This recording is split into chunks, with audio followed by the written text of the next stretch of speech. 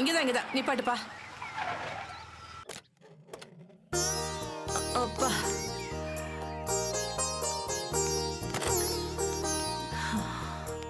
கொண்டடா.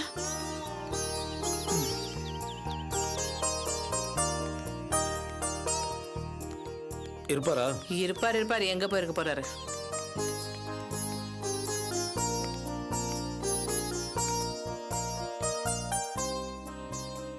என்னடா வீட்ல யாரும் இல்லையா?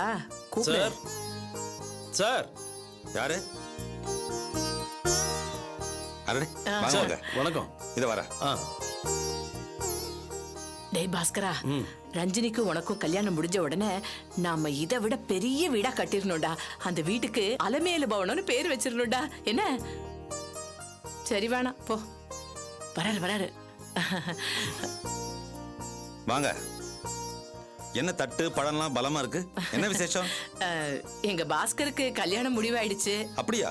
ஆமா, முதல் பத்திரிக்கையை உங்களுக்கு தான் கொடுக்கணும்னு நாங்க எல்லாரும் முடிவு பண்ணோம். அதான் வீடு தேடி வந்து பத்திரிக்கை கொடுத்துட்டு போலான்னு வந்தோம்.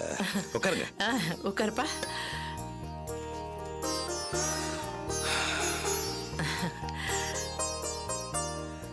முதல் பத்திரிக்கை எனக்கு வச்சிருக்கீங்க, ரொம்ப சந்தோஷமா இருக்குங்க. இந்த காலத்துல சம்பந்தியவே மதிக்க மாட்டேங்கிறாங்க. அப்படி இருக்கிறப்போ முன்னாள் சம்பந்தியோட குழந்தனுக்கு மதிப்பு கொடுத்து பத்திரிக்கை வைக்கிறது பெரிய விஷயங்க. சார், நீங்க யாரு, உங்க லெவல் என்னங்கிறது எங்களுக்கு நல்லா தெரியும். அபியோட குடும்பம் வேணா உங்களை உதாசீனப்படுத்திருக்கலாம். ஆனா நாங்க அப்படி இல்லை. உங்க பேர் ஒரு தனி மரியாதை வச்சிருக்கோம். உங்களை ஒரு பெரிய மனுஷனா மதிக்கிறோம். ரொம்ப தேங்க்ஸ் பாஸ்கர். பாத்தீங்களா சார் எங்க பாஸ்கரோட பணிவை? இத்தனைக்கும் அவன் யார கல்யாணம் பண்ணிக்க போறான் தெரியுமா? ஒரு பெரிய கோடீஸ்வரிய. இருந்தாலும் எவ்வளவு மரியாதை கொடுத்து உங்ககிட்ட பேசுறான். சொந்த அண்ணன் பிள்ளைங்களே என்ன விரல் நீட்டி பேசுதுங்க. அப்படி இருக்கிறப்போ நீங்க எனக்கு இவ்வளவு மரியாதை கொடுக்குறீங்களே, ரொம்ப சந்தோஷமா இருக்கு. ரொம்ப சந்தோஷமா இருக்குங்க. சார், இந்த கல்யாணத்தை உங்களை மாதிரி ஒரு பெரிய மனுஷன் முன்ன நின்று நடத்தி கொடுத்தா எங்களுக்கு ரொம்ப பெருமையா இருக்கும். ஆமாங்க, பத்திரிக்கை கொடுத்ததுக்காக வந்து தலையை காட்டணும் நீங்க இருக்க கூடாது. நீங்க சபையில முன்னாடி நின்று இந்த கல்யாணத்தை நடத்தி கொடுக்கணும். என்னங்க அது? இவ்வளவு தூரம் என்ன மதிச்சு வந்து பத்திரிக்கை கொடுத்துருக்கீங்க. நான் எப்படி நடந்துக்கணும்னு எனக்கு தெரியாது. கல்யாணத்துல கலந்துக்கிறது மட்டும் இல்ல, நானே முன்னாடி நின்று எல்லா விஷயத்தையும் முடிச்சு கொடுக்குறேன். போதுமா? ரொம்ப சந்தோஷங்க. அப்ப நாங்க வரோம். வாங்க சார்.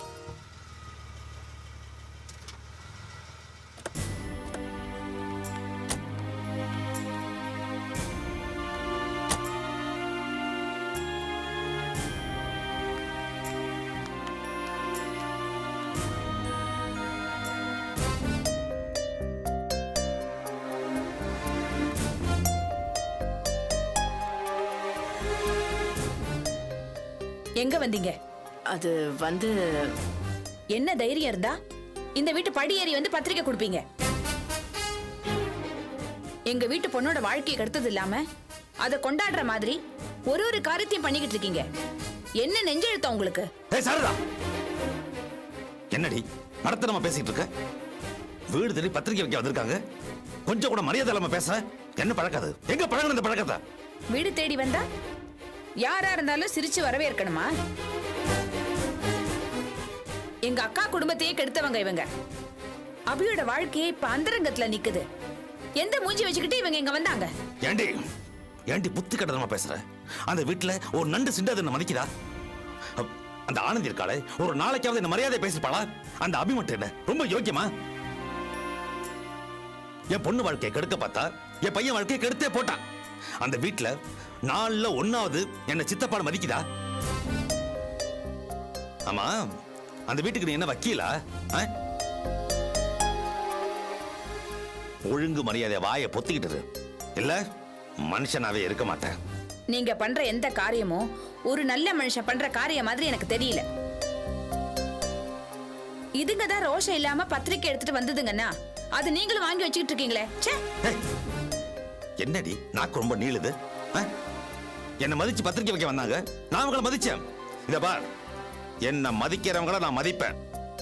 தேவையில்லாம எல்லா விஷயத்திலையும் மூக்க நுழைக்க நினைச்ச அரைஞ்சி பல்ல கட்டிடுவேன். படே போமா. அது போதுங்க எங்களுக்கு. அவசியம் நீங்க கல்யாணத்துக்கு வந்துடணும். அதுக்கு என்னங்க நீங்க இதை ஒன்றும் பெருசா எடுத்துக்காதீங்க. அவளை பத்தி உங்களுக்கு தெரியுமே, எப்போ அந்த பராரி குடும்பத்துக்கு சப்போர்ட் பண்ணிட்டே இருப்பா. நான் கண்டிப்பா கல்யாணத்துக்கு வந்துடுறேன். வரோங்க. வாங்க. நாங்க கிளம்புறோம். பாப்பா.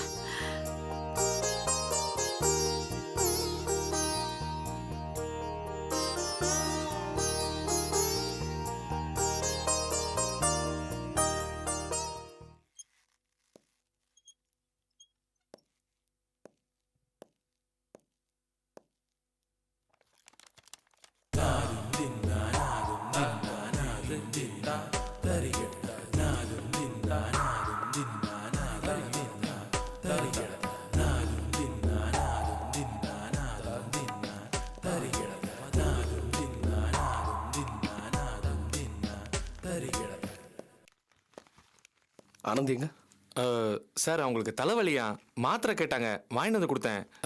ரெஸ்ட் ரூம்ல இருக்காங்க சார்.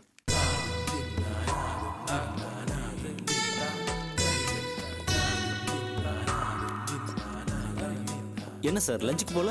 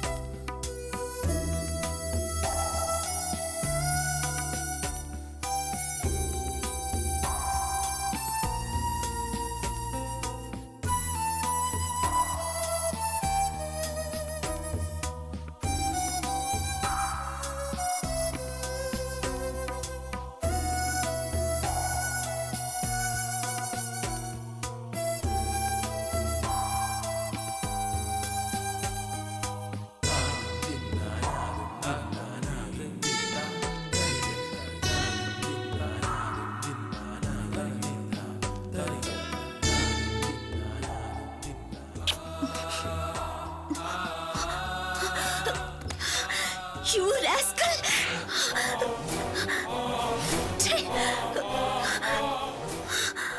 பொறுக்கி. அடி, இன்னொரு தடவை அதே மாதிரி அடியேன் ப்ளீஸ். மறுபடியும் ஒரே ஒரு தடவை.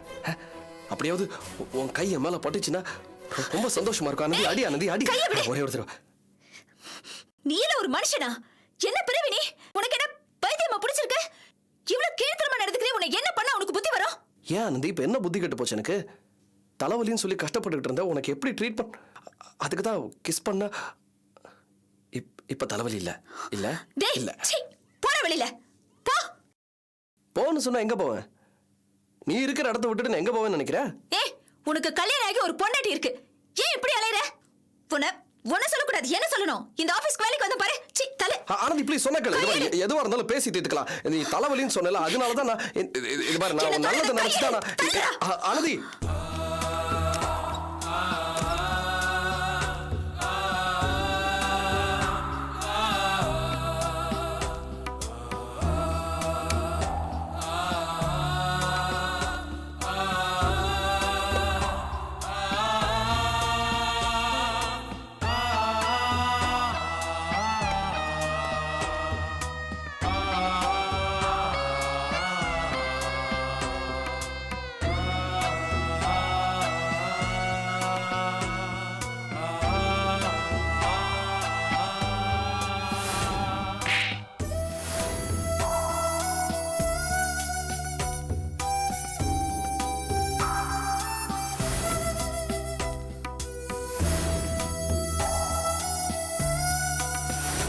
இப்ப நம்ம கல்யாணம் பண்ணிக்க போறோம். கல்யாணம் பண்ணிக்கிட்டு அதுக்கப்புறம் பாப்போமா?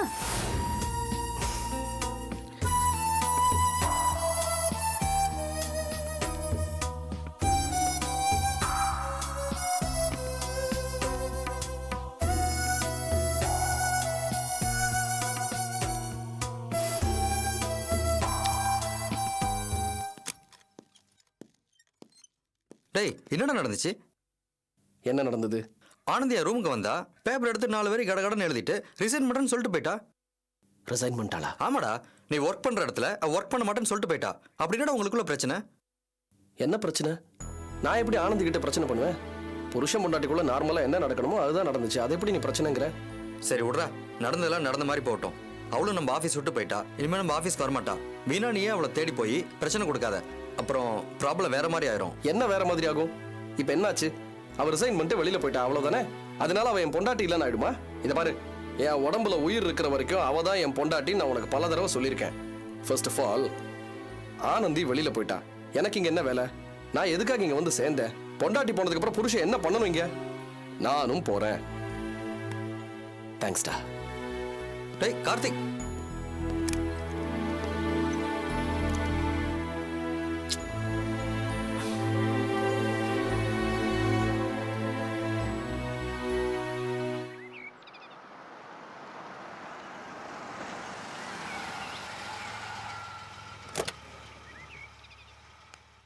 இந்த வீடு தானடி? ஆமா ஆமா. கொடு. வா வா.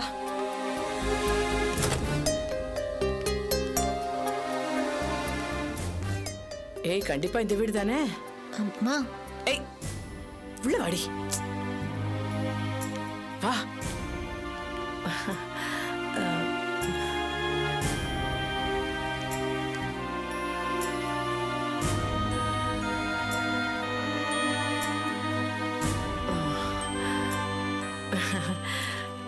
அம்மா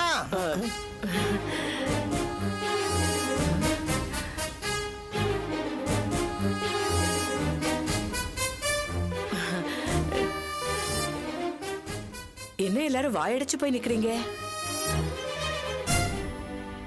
இத நம்ம எதிர்பார்த்தது தானேம்மா.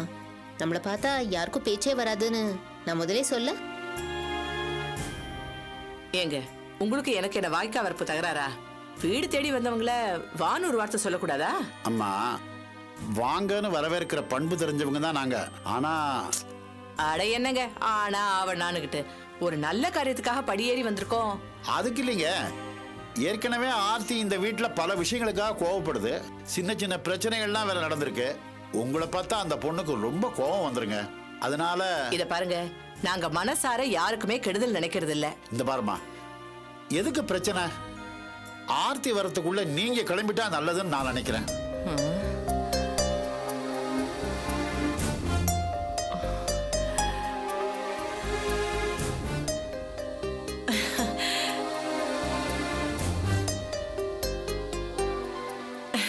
ஆர்த்தி கண்ணு, எப்படிமா இருக்க? நல்லா இருக்கியா? ஆர்த்தி கண்ணு, உன் மனசு ரொம்ப வெள்ளம்மா.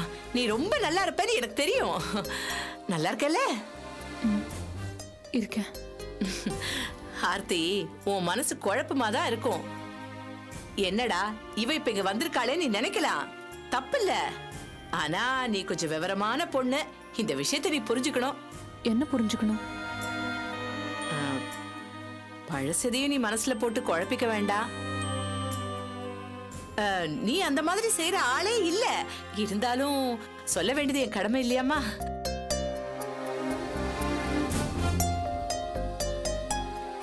ஏன் ஆர்த்தி, இது வரைக்கும் நான் உன்னை தப்பா பேசிருக்கேனா? கிடையவே கிடையாதுமா. ஏதோ என் கால நேரம் உங்க அக்கா என் வீட்டுக்கு மருமகளா வந்து வாழல. இது எங்கேயும் பொதுவா நடக்கிறதா. உங்க அக்கா தான் தேவையில்லாத வீம்பெல்லாம் பண்ணி ஒட்டும் இல்ல உறவும் இல்லன்னு முடிச்சிட்டா. உங்ககிட்டயே அவ அப்படித்தானே நடந்துக்கிட்டா? இங்க பாரு, நீ எவ்வளவு தங்கமான பொண்ணு, புத்திசாலி, படிப்புல திறமைசாலி. கூட பிறந்த உன்னையே ஒதுக்கிட்ட அந்த அபிக்கு எங்களை ஒதுக்குறது என்ன பெரிய விஷயமா என்ன? ஆமா ஆர்த்தி, நாங்க எப்பவுமே உன்னை மதிக்கிறோம் ஆர்த்தி. இப்போ நீ தனி குடும்பமா வேற ஆயிட்டியா, அதனால அம்மா உன்னை பார்த்தே ஆகணும் தான் வந்திருக்காங்க. ஆமாம்மா, நாங்கெல்லாம் எப்பவுமே பழசம் மறக்கிற ஆளுங்க கிடையாது. அபி மாதிரி பொண்ணுங்களுக்கு வேணா அது சகஜமா இருக்கலாம், நமக்கு அப்படி பழக்கமே கிடையாது. உங்க வீட்டு ஆளுங்க உன்னை அறக்குறையா சின்ன பொண்ணுன்னு நினைக்கலாம், ஆனா நாங்க உன்னை பெரிய மனுஷியதாம நினைக்கிறோம். நீ ரொம்ப படிச்சவ, நல்ல விவரமான பொண்ணு, இந்த உலகத்தையே புரிஞ்சவ. இந்த நம்பிக்கை எனக்கு மட்டும் இல்லம்மா, உன் மாம பாஸ்கருக்கும் ரொம்ப இருக்கு. அட ஆமாம்மா, பாஸ்கர் எங்களோட வந்தான். நேர்ல வந்து உன்கிட்ட பத்திரிக்கை கொடுக்கணும்னு கிளம்பி வந்தான். வர்றப்போ ஒரு முக்கியமான போனு, அதுவும் செல்லுலம்மா, அதான் கிளம்பி போயிட்டான். நீ இந்த கல்யாணத்துக்கு வரணும்னு அவன் என்கிட்ட ரொம்ப வற்புறுத்தி சொல்லிவிட்டாமா. இந்தா தட்டோட உனக்குதான் புடி. கண்டிப்பா கல்யாணத்துக்கு வந்துடணும், நடந்ததெல்லாம் மறந்துடுமா. இங்க பாரு, மனுஷனுக்கு மனுஷங்க, உனக்கு நான் எனக்கு நீ இல்லையாமா ஆர்த்தி. நம்ம என்னத்தை பெருசா கொண்டு போறோம், என்னங்க நான் சொல்றது. ஆர்த்தி கண்டிப்பா கல்யாணத்துக்கு வந்துரு. நீ வரணுமா, இல்லாட்டி பாஸ்கர் ரொம்ப வருத்தப்படுவான். நான் கண்டிப்பா கல்யாணத்துக்கு வரேங்க. அப்பா, இப்பதான் என் மனசுக்கு ரொம்ப குளிர்ச்சியா இருக்கு. வந்துருமா, எல்லாரும் வந்துருங்க. வரேம்மா, மறந்துடாத. வாமா. என்ன ஆர்த்தி இது பைத்தியக்காரத்தனமா இருக்கு? தெரிஞ்சா அப்படி பண்றியா? என்ன அந்த பொம்பளை உன் குடும்பத்துக்கும் அபியனிக்கும் எவ்வளவு பிரச்சனை கொடுத்துருக்கு, அவமானப்படுத்திருக்கு. அபியனியை மட்டும் இல்ல, உன்னை கூட அவங்க பல முறை வாய்க்கு வந்தபடி பேசியிருக்காங்க. நீ என்னடானா அந்த ஆளோட 2வது கல்யாணத்துக்கு வரேன்னு சொல்ற. ச்சே, ஏன் ஆர்த்தி இப்படி ஆயிட்ட? போதும், கொஞ்சம் அப்படியே நிறுத்துங்க உங்க பேச்ச.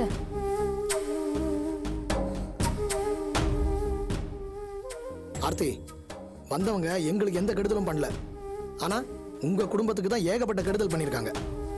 எப்படி ஆர்த்தி நீ அதெல்லாம்? இத பாருங்க, உங்களை விட எனக்கு அவங்கள பத்தி ரொம்ப நல்லாவே தெரியும். பாஸ்கர் மாமா பண்ண விஷயத்துல கொஞ்சம் கெடுபடியா இருப்பாரு, அவ்வளவுதான். எங்க அக்காவுக்கும் அவருக்கும் ஒத்து வரல. எல்லா புருஷன் பொண்டாட்டியும் ஒத்து போயா இருக்காங்க. அந்த மாதிரி தான் அவங்க பிரிஞ்சுட்டாங்க. அதை வச்சு ஒரேடியா நம்ம யாரையும் தப்பு சொல்லிட முடியாது. இல்ல ஆர்த்தி, இத பாருங்க, பாஸ்கர் மாமா நான் பணக்காரன் அப்படி இப்படின்னு போய் சொல்லி யாரையும் ஏமாத்தல. அவரு ரொம்ப நேர்மையானவர். என்னம்மா ஆர்த்தி, என்ன சொல்ற? நான் இந்த கல்யாணத்துக்கு கண்டிப்பா போவேன். இந்த பேச்ச இதோட விட்டுருங்க.